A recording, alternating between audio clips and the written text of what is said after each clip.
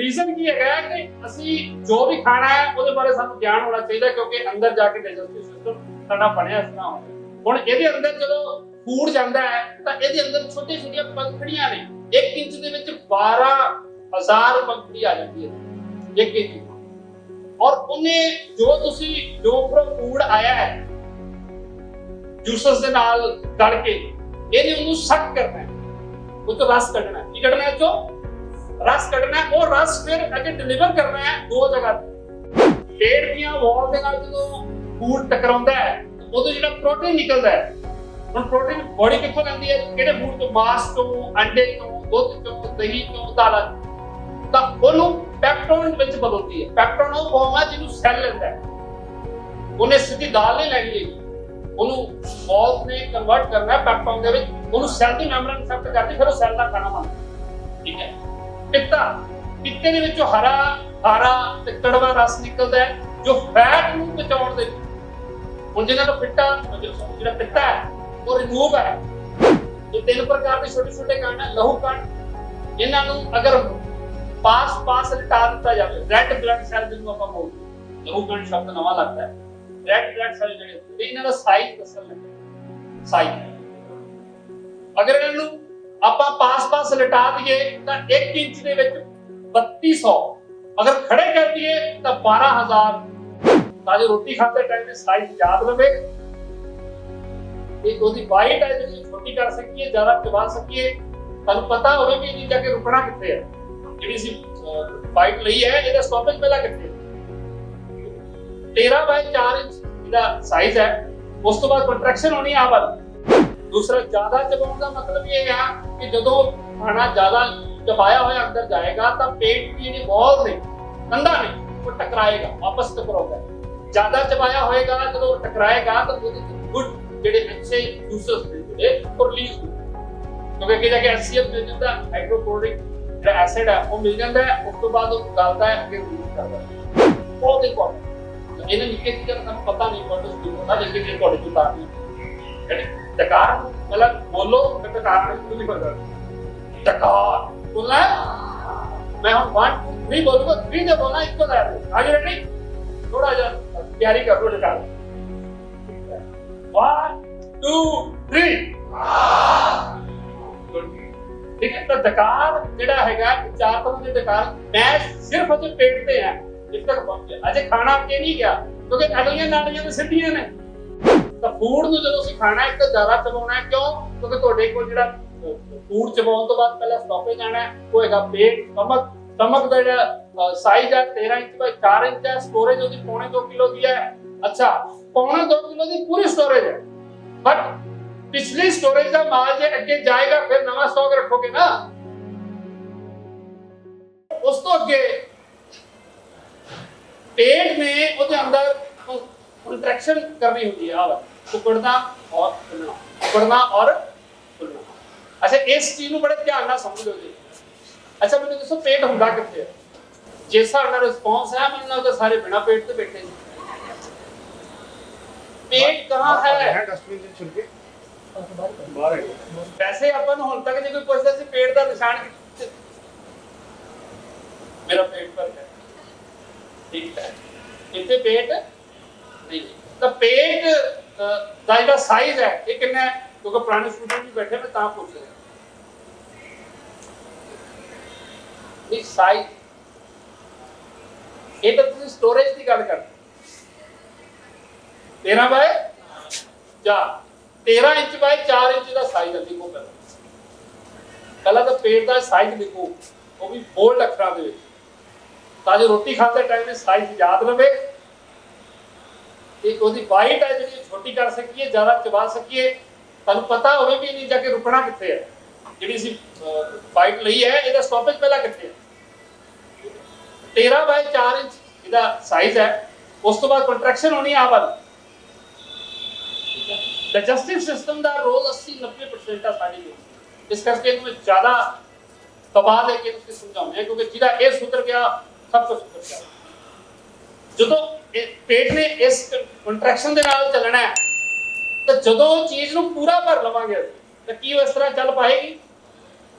ਫਿਰ ਕੀ ਹੋਏਗਾ? ਤਾਂ ਖੱਟੇ ਡਕਾਰ ਆਣਗੇ। ਹमें लगी खट्टे डकार क्यों होए? क्योंकि ਉਹਨੇ ਅਸੀਂ ਓਵਰਫਲੋ ਕਰ ਲਿਆ। ਤੇ ਇਸ ਕਰਕੇ ਤਾਂ ਹੀ ਕਿਹਾ ਜਾਂਦਾ ਕਿ ਭੁੱਖ ਰੱਖ ਕੇ ਖਾਣਾ। ਦੂਸਰਾ ਜ਼ਿਆਦਾ ਚਬਾਉਣ ਦਾ ਮਤਲਬ ਇਹ ਆ ਕਿ ਜਦੋਂ ਖਾਣਾ ਜ਼ਿਆਦਾ ਚਬਾਇਆ ਹੋਇਆ ਅੰਦਰ ਜਾਏਗਾ ਤਾਂ ਪੇਟ ਦੀ ਜਿਹੜੀ ਵਾਲ ਨੇ, ਕੰਧਾਂ ਨੇ, ਉਹ ਟਕਰਾਏਗਾ, ਆਪਸ ਟਕਰਾਉਂਦਾ ਹੈ। ਜ਼ਿਆਦਾ ਚਬਾਇਆ ਹੋਏਗਾ ਜਦੋਂ ਟਕਰਾਏਗਾ ਤਾਂ ਉਹਦੇ ਚ ਗੁੱਡ ਜਿਹੜੇ ਅੱਛੇ ਜੂਸਸ ਨੇ ਜਿਹੜੇ ਉਹ ਰਿਲੀਜ਼ ਹੁੰਦੇ, ਕਿਉਂਕਿ ਅੱਗੇ ਜਾ ਕੇ HCl ਮਿਲ ਜਾਂਦਾ, ਹਾਈਡਰੋਕਲੋਰਿਕ ਜਿਹੜਾ ਐਸਿਡ ਹੈ ਉਹ ਮਿਲ ਜਾਂਦਾ ਹੈ, ਉਸ ਤੋਂ ਬਾਅਦ ਉਹ ਗਲਦਾ ਹੈ, ਅੱਗੇ ਰਿਲੀਜ਼ ਕਰਦਾ ਹੈ। ਤਾਂ ਇਹ ਪੇਟ ਦਾ ਜਿਹੜਾ ਕੰਟਰੈਕਸ਼ਨ ਹੈ ਉਹ ਤਾਂ ਬੈਟਰ ਹੁੰਦਾ, ਤਾਂ ਹੀ ਇਹਦਾ ਸੁੰਗੜਨਾ ਔਰ ਫੁੱਲਣਾ ਜ਼ਿਆਦਾ ਹੈਲਦੀ ਹੁੰਦਾ ਹੈ ਕਿ ਇਹਦੇ ਵਿੱਚ ਸਪੇਸ ਦਿੱਤੀ ਹੋਈ, ਜਗ੍ਹਾ ਦਿੱਤੀ ਹੋਈ। ਔਰ ਫੁਲਕੀ ਨੂੰ ਬਾਈਟ ਨੂੰ ਜ਼ਿਆਦਾ ਚਬਾਉਣਾ, 32 ਵਾਰ ਚਬਾਉਣਾ, ਇਸੇ ਕਰਕੇ ਹੀ ਦੱਸਿਆ ਗਿਆ। ਔਰ ਕਿਉਂਕਿ ਇਹਦਾ ਸਾਈਜ਼ 13 ਇੰਚ ਬਾਏ, ਹੁਣ ਸਟੋਰੇਜ ਕਿੰਨੀ ਹੈ ਜੀ? 1 ਕਿਲੋ ਤੇ 75, ਤਾਂ पौने 2 किलो की स्टोरेज है। कितनी स्टोरेज है जी? और ਜਿਹੜਾ ਤੁਸੀਂ ਇੱਕ ਵਾਰੀ ਖਾ ਲਿਆ ਉਹ 4 ਘੰਟੇ ਇਹਦੇ ਵਿੱਚ ਰਹਿਣਾ ਹੈ। ਕਿੰਨੇ ਘੰਟੇ ਜੀ? 4 ਘੰਟੇ ਬਾਅਦ ਇਹਨੇ ਰਿਲੀਜ਼ ਹੋਣਾ ਹੈ। ਔਰ ਜਦੋਂ ਪੇਟ ਦੇ ਅੰਦਰ ਫੂਡ ਜਾਂਦਾ ਹੈ ਤਾਂ 4 ਸਾਇਰਨ ਦਿੱਤੇ ਨੇ ਕੁਦਰਤ ਨੇ, ਜਿਹਨੂੰ ਡਕਾਰ ਕਹਿੰਦੇ ਆਪਾਂ। ਕੀ ਕਹਿੰਦੇ ਆ? ਕੀ ਕਹਿੰਦੇ ਆ? ਜਿਸ ਹਿਸਾਬ ਨਾਲ ਡਕਾਰ ਦੀ ਆਵਾਜ਼ ਹੈ, ਮੈਨੂੰ ਲੱਗਦਾ ਡਕਾਰ ਆਉਂਦਾ ਨਹੀਂ ਹੈ। ਡਾਈਜੈਸਟਿਵ ਸਿਸਟਮ ਕਾਫੀ ਵੀਕ ਹੈ। ਉਹਨੂੰ ਡਕਾਰ ਕਹਿੰਦੇ। ਕੀ ਕਹਿੰਦੇ ਆ? ਨੇ ਡਕਾਰ ਨੂੰ ਡਕਾਰ ਦੀ ਤਰ੍ਹਾਂ ਬੋਲਣਾ ਹੈ। ਠੀਕ ਹੈ, ਇਹ ਪ੍ਰੈਕਟਿਸ ਕਰਨੀ ਬਹੁਤ ਜ਼ਰੂਰੀ ਹੈ। ਔਰ ਇਹ ਜਿਹਨੂੰ ਡਕਾਰ ਨਹੀਂ ਆਉਂਦੇ ਉਹ ਆਪਣਾ ਇਲਾਜ ਕਰਵਾਵੇ, ਕਿਉਂਕਿ ਡਕਾਰ ਨੇ ਦੱਸਣਾ ਹੈ ਕਿ ਤੁਹਾਡਾ ਪੇਟ ਕਿੰਨਾ ਭਰ ਗਿਆ। ਜਿਹਨੇ ਡਕਾਰ ਬੰਦਾ ਸਭ ਕੁਝ ਬੰਦ। 4 ਡਕਾਰ ਦਿੱਤੇ ਨੇ। ਕੀ ਦਿੱਤੇ ਨੇ ਜੀ? 4 ਨਹੀਂ, ਅਜੇ ਦੀ ਗੱਲ, ਅਜੇ ਨਹੀਂ ਆਇਆ ਡਕਾਰ। 4 ਕੀ ਦਿੱਤੇ ਜੀ?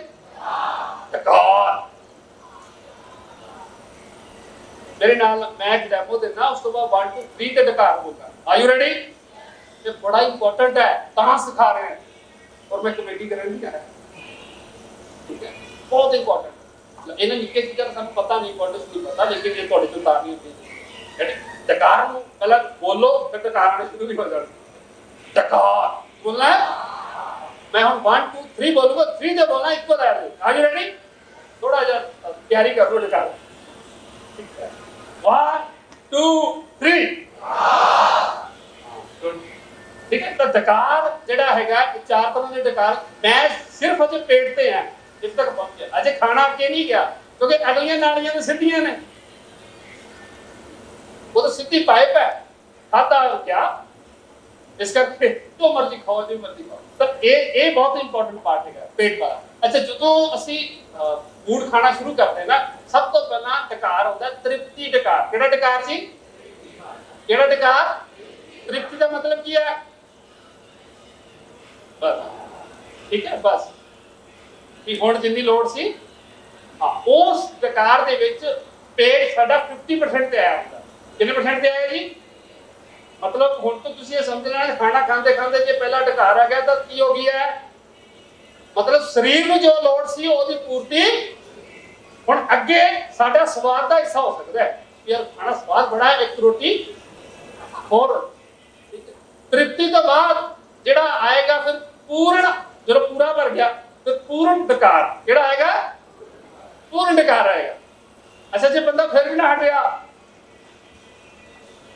फिर खट्टा डकार। जब खादा तो गुलाब जामुन सी, डकार खट्टा क्यों? तो मिठा होता है। खट्टा डकार क्यों? कि अंदर जो फूड जाता है, HCl जो एसिड बनया होता है, ਉਹਦਾ ਜਿਹੜਾ फ्लेवर है वो खटास ते कड़वे तो ਉਹੀ अंदर HCl च मिक्स होया फूड उबल के बाहर आ रहा है, मुंह जा रहा है, और ऊपर आके सलाइवा नाल ਉਹਦੀ लड़ाई हो जाती, क्योंकि HCl वो की है एसिड ਤੇ ਸਲਾਈਵਾ ਕੀ ਹੈ? ਐਲਕਾਲਾਈਨ। ਇਹ ਆਪਸ ਵਿੱਚ ਲੜ ਪੈਂਦੇ ਆ, ਇਹਨਾਂ ਦੀ ਬਣਦੀ ਨਹੀਂ। ਉਹ ਜਦੋਂ ਫਿਰ ਲੜਾਈ ਹੁੰਦੀ ਹੈ ਫਿਰ ਗੈਸਟ੍ਰਿਕ ਪ੍ਰੋਬਲਮ, ਬਾਅਦ ਵਿੱਚ ਬੁਰਾ ਹਾਲ ਐਸਿਡ ਦਾ ਕਰ ਸਮਝ ਲੱਗੀ। ਤਾਂ ਫੂਡ ਨੂੰ ਜਦੋਂ ਅਸੀਂ ਖਾਣਾ ਹੈ ਤਾਂ ਜ਼ਿਆਦਾ ਚਬਾਉਣਾ ਹੈ। ਕਿਉਂ? ਕਿਉਂਕਿ ਤੁਹਾਡੇ ਕੋਲ ਜਿਹੜਾ ਫੂਡ ਚਬਾਉਣ ਤੋਂ ਬਾਅਦ ਪਹਿਲਾਂ ਸਟਾਪੇਜ ਆਣਾ ਹੈ, ਉਹ ਹੈਗਾ ਪੇਟ, ਸਟਮਕ ਦਾ ਜਿਹੜਾ ਸਾਈਜ਼ ਹੈ 13 ਇੰਚ ਬਾਈ 4 ਇੰਚ ਹੈ, ਸਟੋਰੇਜ ਉਹਦੀ 2.25 ਕਿਲੋ ਦੀ ਹੈ। ਅੱਛਾ, पौने 2 किलो की पूरी स्टोरेज है, बट पिछली स्टोरेज का माल जो अगे जाएगा फिर नवा स्टॉक रखोगे ना, तो पिछला आया हुआ माल 3 तो 4 घंटे स्टोर रहता अंदर। कितने घंटे जी? 3 तो 4 घंटे स्टोर। जिन्हें टाइम वो अगे नहीं जाता उन्हें टाइम नवा जे असीं उसके स्टॉक रखांगे तो वो भी डंपिंग ज़्यादा है, ओवरफ्लो हो गया। तो यही रीजन होता। अच्छा, वो जरूरी है कि जो तुहाडे इत्थे भारापन है, हैवीनेस है, तो लिक्विड फूड ज़्यादा लिया जाए ताकि जो कंट्रैक्शन है रुकी हुई, क्योंकि कई बार असीं ओवर ईटिंग करते हैं। अच्छा, अपनी ओवर ईटिंग की आदत कदों दी है? दिन की, दोपहर की या रात की? रात की अपनी, है ना। पनीर नूं तड़का रात नूं ही लगता है। जो घरे गेस्ट आउंदे तो रात नूं ही स्पैशल डिश बनाई जांदियां ने, रात नूं ही रज के खाधा जाता है, रात नूं ही गल्लां करते हुए 11-12 बजे सोया जाता है। सुबह उठ के कहते हैं जी रात एसिड बहुत बढ़िया मेरे तो बड़े ठीक है। वो ये असीं भुल जाते भी रात नूं ना तो सूरज, ना हवा, ना बॉडी की एक्टिविटी, ते पेट का साइज का पता ही नहीं होता, क्योंकि आपके वैसे ही साइज का नहीं पता होता कि कितना खा रहे हैं, कितने खा रहे हैं। तो इस करके साइज कन्फर्म होना बड़ा जरूरी, ता करके ਅਸੀਂ आंकड़े ਚ कर देंगे। नेक्स्ट पेट तो अगला ਇਹਦਾ हिस्सा आ जाता है जी, वो स्मॉल इंटेस्टाइन, छोटी आंत। छोटी आंत का साइज कितना होता है जी स्टूडेंट? कोई यानी छोटी आंत कितनी लंबी होती है? हाँ जी 5। क्या बात है, बाबा जी ने आंसर किया, क्लैपिंग कर दो। 5 फुट 22 तो 24 फुट तक चले जाती है, रेडी कर देती है थोड़ी हाइट के, जितनी थोड़ी हाइट है उतना गुना कर मिनिमम, ठीक है। थोड़ा ऊपर ही फुट 2 फुट और है सीधी है जलेबी वांगू, ठीक है। हुन रीजन की है कि ਅਸੀਂ जो भी खाना है ਉਹਦੇ ਬਾਰੇ ਸਾਨੂੰ ਗਿਆਨ ਹੋਣਾ ਚਾਹੀਦਾ, क्योंकि अंदर जाके डाइजेस्टिव सिस्टम ਸਾਡਾ ਬਣਿਆ ਇਸ ਤਰ੍ਹਾਂ ਹੋਇਆ। ਹੁਣ ਇਹਦੇ ਅੰਦਰ ਜਦੋਂ ਫੂਡ ਜਾਂਦਾ ਹੈ ਤਾਂ ਇਹਦੇ ਅੰਦਰ ਛੋਟੇ ਛੋਟੀਆਂ ਪੰਖੜੀਆਂ ਨੇ, 1 ਇੰਚ ਦੇ ਵਿੱਚ 12000 ਪੰਖੜੀ ਆ ਜਾਂਦੀ ਹੈ 1 इंच। और उन्हें जो तुसी जो उपर फूड आया है जूसेस दे नाल गल के इहने उन्हें सक करना है, वो तो रस कढ़ना है। की कढ़ना है? जो रस कढ़ना है, और रस फिर अगे डिलीवर करना है 2 जगह पे, एक लीवर नूं, दूसरा ग्रंथियां गले दे विच। लीवर नूं उन्हें डिलीवर करना है, ठीक है। लेकिन ता कर पाएगी जे पिछों जठरगनी सही काम करेगी, लीवर वाला हिस्सा। जे जठरगनी च ना सही हुई, क्यों? रोटी तो बाद असीं पानी पी लिया तो जठरगनी बुझ गई, रोटी तो बाद आइसक्रीम खा ली तो जठरगनी बुझ गई, रोटी तो बाद असीं कुछ इस तरह का ले लिया, मिठा ज़्यादा ले लिया, शुगर दे विच कुछ ले लिया, तां भी उहदी डिस्टर्बेंस आ जानी है। अच्छा, हुण इंपॉर्टेंट पार्ट की है, चाह क्यों बंद करवाई जाती है? हुण वो भी इत्थे नाल ही लिंक है उस गल। जो असीं फूड लेने, खास करके कणक लेने, जो चपाती चावल लेने, नाल जे चाह पीने तो साडे ਉਹਦੇ ਅੰਦਰ ਜਿਹੜਾ ਮੌਜੂਦ ਪ੍ਰੋਟੀਨ ਹੁੰਦਾ ਹੈ ਉਹ ਹਾਰਡ ਫਾਰਮ ਚ ਕਨਵਰਟ ਹੋ ਜਾਂਦਾ ਹੈ। ਕਿਹੜੀ ਫਾਰਮ ਚ ਕਨਵਰਟ ਹੋ ਜਾਂਦਾ ਜੀ? ਜਦੋਂ ਹਾਰਡ ਫਾਰਮ ਚ ਕਨਵਰਟ ਹੋ ਜਾਂਦਾ ਵੀ ਛੋਟੀ ਆਂਤ ਦੇ ਵਿੱਚ ਉਹ ਫਸਦਾ ਹੈ। ਇੱਥੇ ਜਦੋਂ ਫਸਦਾ ਹੈ ਤਾਂ 103 ਗੈਸਸ ਪੈਦਾ ਕਰਦਾ ਹੈ। 103 पैदा की ये गैसेस ਦਾ ਫਿਰ ਉਬਾਲਾ ਉੱਠਦਾ ਉੱਪਰ ਨੂੰ, ਠੀਕ ਹੈ। ਰਸਤੇ 'ਚ ਬਹੁਤ ਕੁਝ ਹੁੰਦਾ ਹੈ, ਤਾਂ ਬ੍ਰੇਨ ਤੱਕ ਉਹਦਾ ਫਿਰ ਦਬਾਅ ਜਾਂਦਾ ਹੈ। ਜੋ ਵੀ ਚੀਜ਼ਾਂ ਰਸਤੇ 'ਚ ਆਉਂਦੀਆਂ ਉਹਨਾਂ ਦਾ ਮੈਟਾਬੋਲਿਜ਼ਮ ਸਿਸਟਮ ਡਿਸਟਰਬ ਹੋ ਜਾਂਦਾ। ਤਾਂ ਇਸ ਕਰਕੇ जो कुछ खाना है और बॉडी का नियम है, एक टाइम पे एक चीज को समझ दिया है, फिर समझती नहीं, ठीक है। उस तो बाद आगे वड्डी आंत की लंबाई कितनी होती है? 6 तो 8 7 तो 8 फुट की लंबाई। आगे कम पेट दियां दीवारां नाल टकरा के जो रस निकलता है, जो प्रोटीन जेड़ा मास, ये चीज़ां तुसीं लोड कर लोगे तो ज़्यादा बेटर है, ठीक है। पेट दियां वॉल दे नाल जो फूड टकराउंदा है तो उदों जेड़ा प्रोटीन निकलदा है। हुण प्रोटीन बॉडी कित्थों लैंदी है? किहड़े फूड चों? मांस चों, अंडे चों, दुध चों, दही चों, दालां चों। तां ओनू पैप्टोन विच बदलदी है। पैप्टोन वो फॉर्म है जिहनूं सैल लैंदा है। उहने सीधी दाल नहीं लैनी है, ओनू वॉल्स ने कन्वर्ट करना है पैप्टोन दे विच, ओनू सैल दी मेम्ब्रेन एक्सेप्ट करदी, फिर वो सैल दा खाना बनदा, ठीक है। पित्ता, पित्ते दे विचों हरा खारा ते कड़वा रस निकलता है जो फैट नूं बचाउण दे।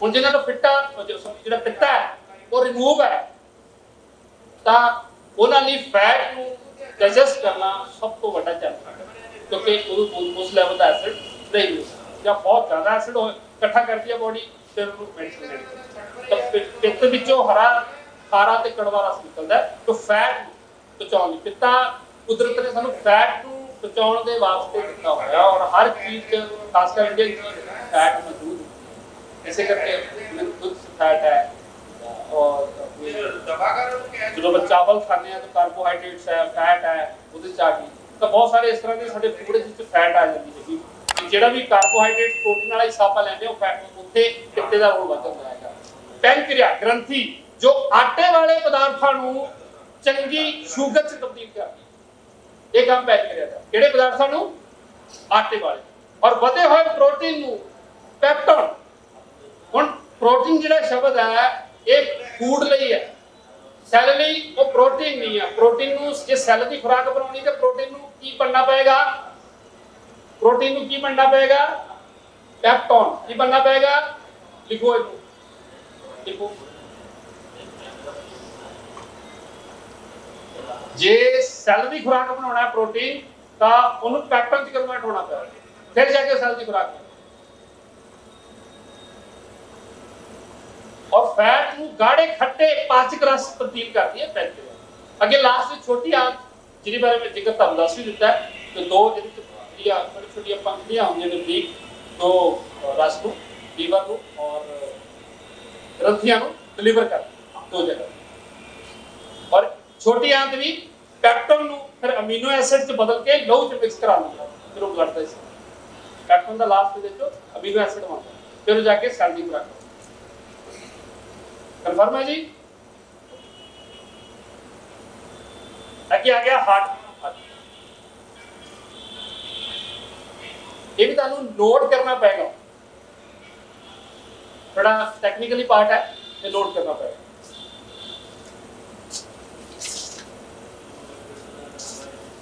साडा जेड़ा हार्ट का जेड़ा काम करने का तरीका है ब्लड सर्कुलेशन का काम करने का तरीका है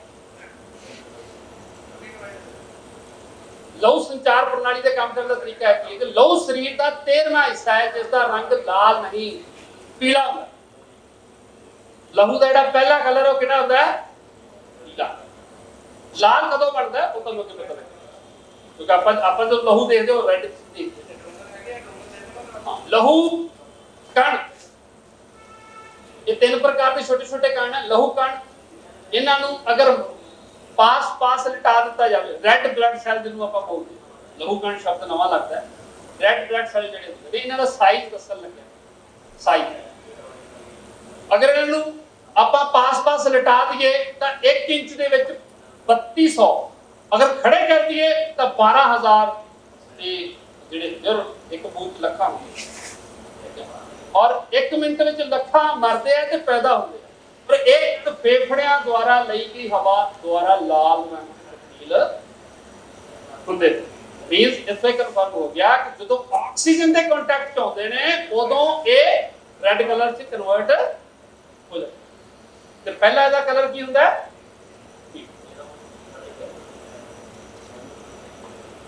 ਬਿਲਰੂਬਿਨ ਦੀ ਮਾਤਰਾ ਉਦੋਂ ਜਦੋਂ ਪੀਲੀਆ ਹੋ ਗਿਆ ਜੌਂਡੀਅਸ तो वो ए वाला प्रोसेस तो रुक जाता घट जाता सारी बॉडी पीले कर